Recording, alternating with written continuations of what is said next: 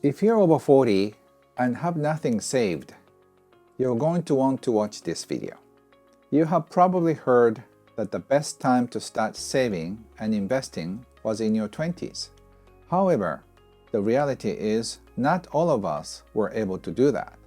From my experience mentoring thousands of people about their money, I'm going to share my advice for those of you who are over 40 and have little or no money saved. Number one, you have money problem. That's unfortunate, but it's not necessarily on you because the way you're born and brought up in a family, probably your parents didn't teach you about money well, they probably taught you money is bad and all the negative things about money. And nobody taught you how to handle money. And then you got a job and nobody taught you how to have a budget, how to invest. You didn't pay much attention.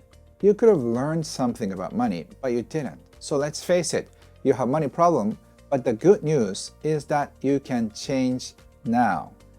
You can change your attitude, you can change your way of thinking, you can change how you think of money. By transforming your relationship with money, you can have a totally different life. That is great news in this video. You're making too little money, you're spending too much. So that is the second issue that I want to point out.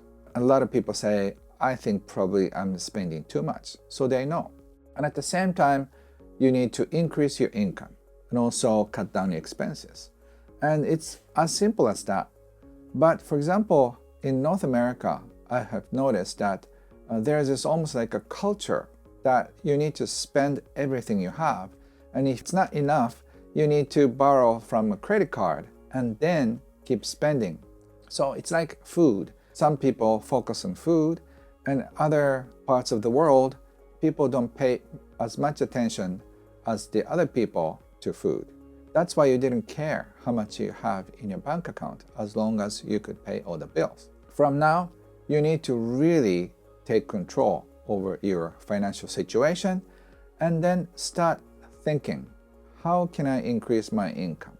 Including changing jobs or doing extra work or being more productive in your current job. By putting the same amount of hours, you get paid more. A lot of people who have financial problems, their problem is spending too much on little things. They don't need to buy those things, but they do it to get rid of the stress they have. So I've been to dollar shops in North America and Europe. I'm just so excited to observe how people buy things. They're like a family of 4 or 5. I'm sure it's their fun time. And they put so much stuff in a big cart. Even though everything costs like $1 or $2, it's going to be like $100 or $200 each time you are at the shopping center or when you're about to click to buy something on internet. Ask yourself this: if I don't buy this today, am I going to die tomorrow? 99% of the time, I don't think you're going to die. So don't buy it. Until you have some financial stability, I think probably if you have a month or 2 months worth of life expenses, and then you can start spending on something extra. But until then, you need to save enough so you don't have to worry about sudden expenses and stuff. The third, you are not helping enough in the world. It might sound harsh, but your help is not counted as big in this world right now. If your income is low, that means you're not contributing as much. So if you are doing a janitorial work, you can probably get the job very easy, but that will be the one of the lowest paying job. So I'm not once again blaming you for having that job, but you can be creative. I have a close friend who is national best-selling author in Japan. He started as a minimum wage worker, as a janitor. But he is so different from other people because he was very creative. So he came up with his magic formula. His soap, special soap, can cleanse anything. And he invented brushes so it can reach to the place that regular brushes don't reach. He came up with a system, so he started teaching other people. He ended up having a company, and then he ended up writing a book. His beginning was very humble. He was getting paid something like $5 an hour, and then he had a hard time making both ends meet. But his creativity kept him going. As a result of helping more people, he was not just washing 5 toilets a day. With his company, he was washing 500 toilets a day. So start being creative about finding a job or doing something that can help other people smile. 4. Change your concept about money. Since you feel like you're being beaten up by society or what's going on, you have a lot of stress. That's why financially challenged people spend more money on something that they don't even use. What they really want to do is the stress they receive by getting money, they want to release it. So instead of releasing the stress, they release the money together. So let's cut this association with money and stress.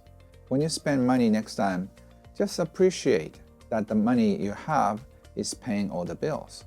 And if you change your spending habit by like, okay, I'm gonna buy this so I feel good about myself. Instead of doing that, you just cut the association with spending money equals power. You just spend the money with joy, so that way in your mind, money becomes a good thing. And then you can have a better association with money, so you can be more welcoming to money coming in. Just get rid of your stress in a more creative way. Say doing exercises or taking a walk or doing something fun with a family or hang around with your kids and friends. By doing that, it doesn't cost you a fortune. You can be creative in ways to get rid of stress. You don't need to spend money to do that. 5. You need to think more. The reason why you're broke at the age 40 is that you didn't think enough.